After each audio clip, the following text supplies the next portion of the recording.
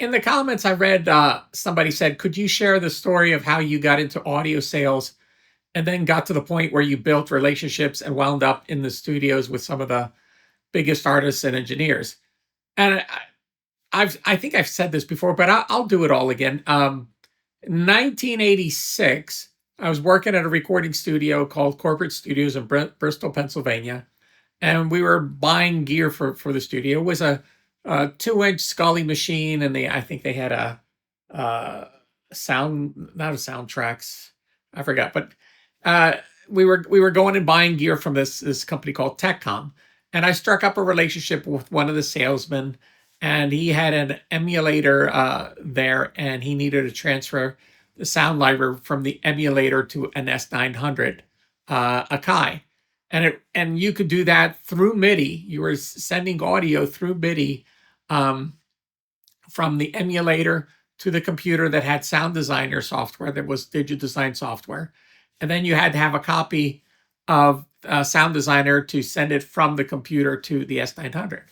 So I struck up this relationship with the salesman, and he said, if you come down here and do all the transfers, when you're done with all the work, I'll give you a copy of the sound library. Well, it took me almost, I think it was like 9 months or 6 months.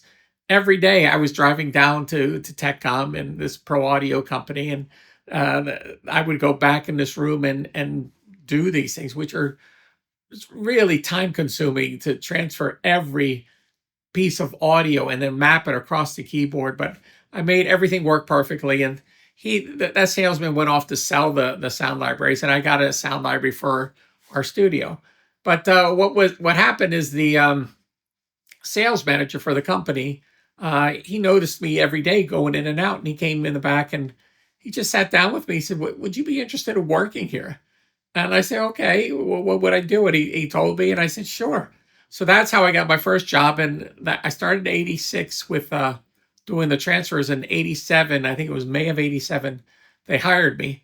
For the first year, I was just kind of the salesman on the showroom floor, that people would walk in, they wanted tape, or they needed to find out about gear. And I read all the manuals and knew all the gear inside and out. And little did I know later that I was the most knowledgeable person in the place there.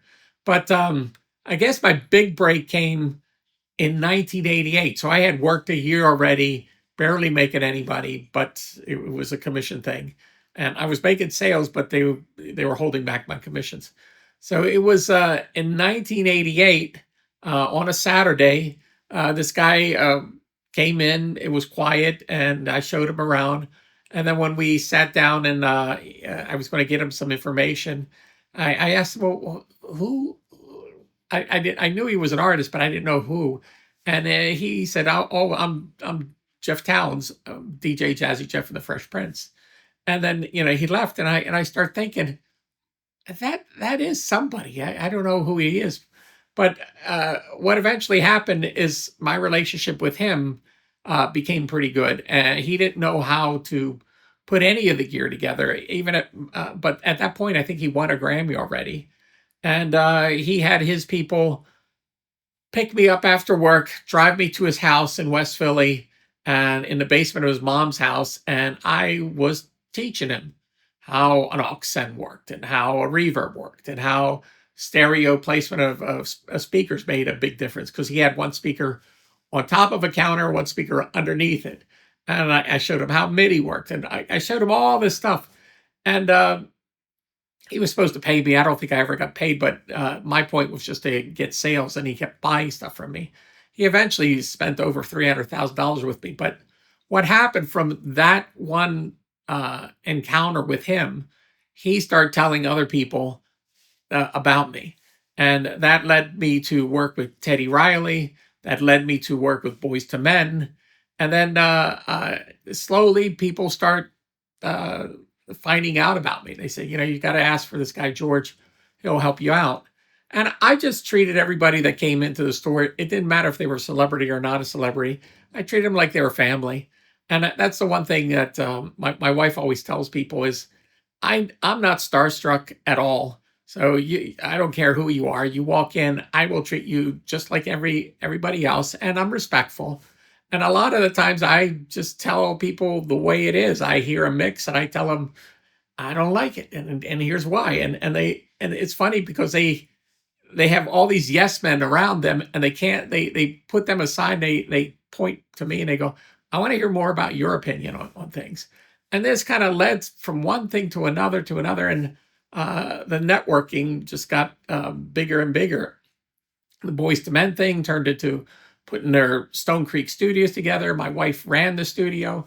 The Jazzy Jeff thing linked me up with Will Smith. The Teddy Riley thing. When I was working at DigiDesign, I got a job there. When I was down to Virginia Beach to go see Teddy Riley, that hooked me up with Serban, and we're like, best friends. I talk to him all the time, and it just one thing led to another. Serban, he sent me a ton of business, and then Jeff, like I said, sent me a bunch of business, and then Tom Kiefer walked in, and we start talking, and he sent me business, and every single person that I've met over the years, I just treat them really well. I take care of them, and they know that I will take care of whoever they refer me to. And it's just I've gone above and beyond. And I mean, every single celebrity in that there, it's a big story. And maybe I'll do more stories about how I got to work with Dave Matthews Band, and how I got to work with all these other big celebrities, and they've all become friends, and that's the key thing is be truthful, and know what you're talking about. If you don't know what you're talking about, tell people I don't know. Let me find out, and I'll get back to you. Rather than telling them stuff that's completely wrong, because the trust is a big thing, and once you get their trust, it thing snowballs. Now, I also have to say I am incredibly lucky to have met so many people and work with so many people, and be involved with so many big, huge projects. So it's kind of just a matter of being in the right place at the right time, and making the most of it. And I also have to say, it's an incredible amount of work, because you're on call all the time.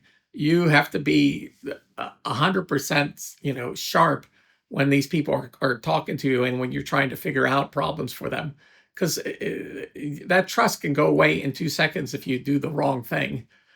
So hopefully that answers your question.